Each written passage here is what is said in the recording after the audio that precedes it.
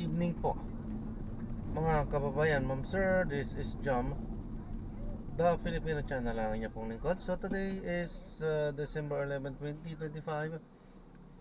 Tayo ngayon ay papunta dito yan sa may SM Mall of Asia Hypermarket, Barangay 76 Pasay. At dalhin natin dalawang drop. Una sa may Eurotel Pedro Hill Street, Barangay 669, Ermita, Manila. At final destination sa may PPA CAD Center sa may Bonifacio Drive, Barangay 649. Port area Manila. Naku, traffic. Okay, magbabalik po tayo mamayang unti po pang nakuha na po natin sila. Disclaimer lang po, ang content po natin ay kalsada at hindi ang pasig. Kaya naman, sakasakali man po na may marinig kayo ang mga pangalan ng lugar, pangalan ng tao, pangalan ng organizations, government o private man yan, ay wala pong kinalaman ang channel na ito. At wala pong pinapatungkulan. Lahat po ng pinag-uusapan dito ay pawang dito lamang po yan sa loob. At wala pong pinapatungkulan sa labas. Okay po. So magbabalik po tayo mamayang unti pag nakuha na po natin sila.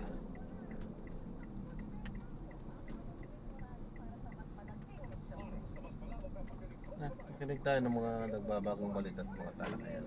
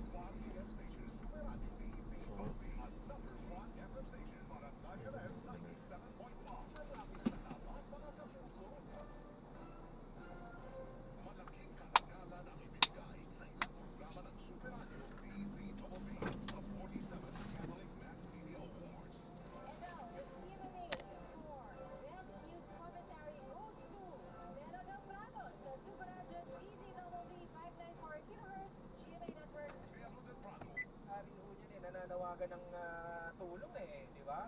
Paano pala magpapaabot ng tulong dyan? Meron bang pupuntahan sa Valenzuela, kung paano matutulungan si Kobe? Yung may-ari talaga namang, di ba? Ayan si Alias Ganda nagkomento dun sa ating live stream. Nako, malamang sa malabang, matindi.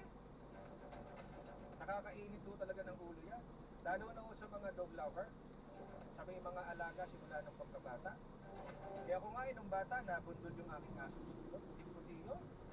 Nabundol kasi hinatid ako, kapusok ako ng eskwela ng elementary. Nabundol ng jeep. Tapos hindi ko na ipinabayaan hanggang sa natural na lang siya pumanaw, hindi ba? Yan ang mga aso lalo sa mga dog lover parang kabilang na yan sa mga pamilya talaga. Tinuturing na anak, tinuturing na kapatid. Kaya nga may kasabihan we don't deserve those, diba? Nakakainit ng ulo yan. Sana mahuli ka. Talaga namang nakakainit ng ulo yung trip mo, ibang klase. Siyempre, bukod doon nakakainit din ng ulo kanina. Nabalita ko naman si Secretary Rex, may nagpunta sa Ombudsman. Meron naman siyang pinabla na mga barangay official dyan sa Iloilo.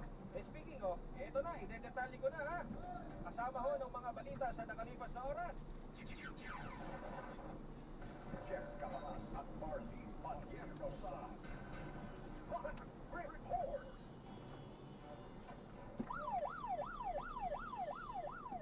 Ito na nga, ay sinampahan ng reklamong grave misconduct ang 14 na barangay official sa Iloilo City dahil sa sinasabing pagbibigay ng kulang na ayuda sa mga benepisyaryo ng Assistance to Individuals in Crisis Situation o AICS.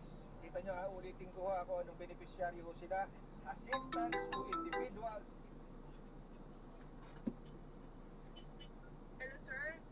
dito na kayo. So, dito kami sa may, ano talaga, yung may signage ni SM. Opo, andito na po, SM andito po ako, ma'am. Pwede kayo usad konti, sir? Saan kayo dito, sir? Kayo yung naka-hazard? Ay, kayo yung nag-hazard, sir? Yes po.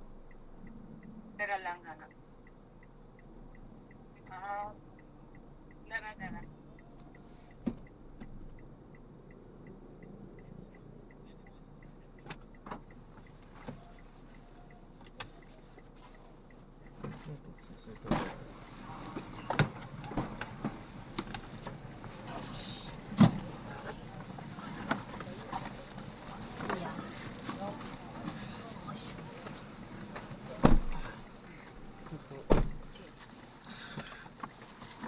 Ma'am, huwag niyo pong mamasamayin, magtatanong lang po ako. Ano po yung nasa kanal?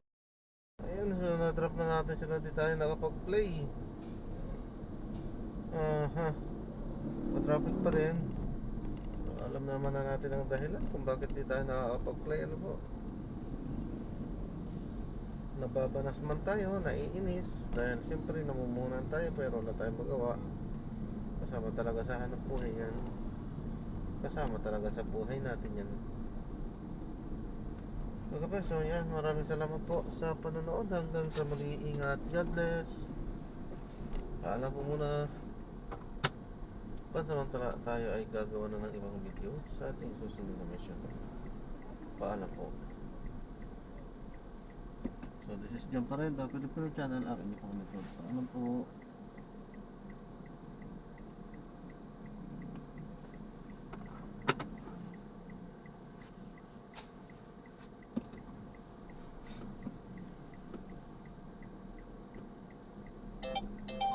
Saan po?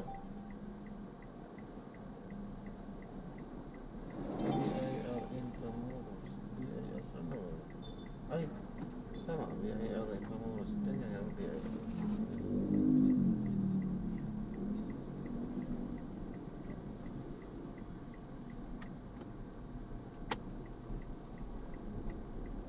Ganyan, BIR yun.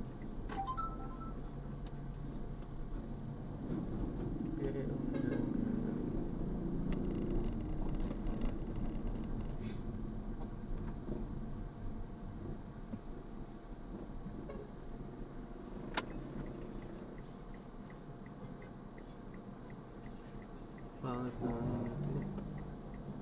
pangit.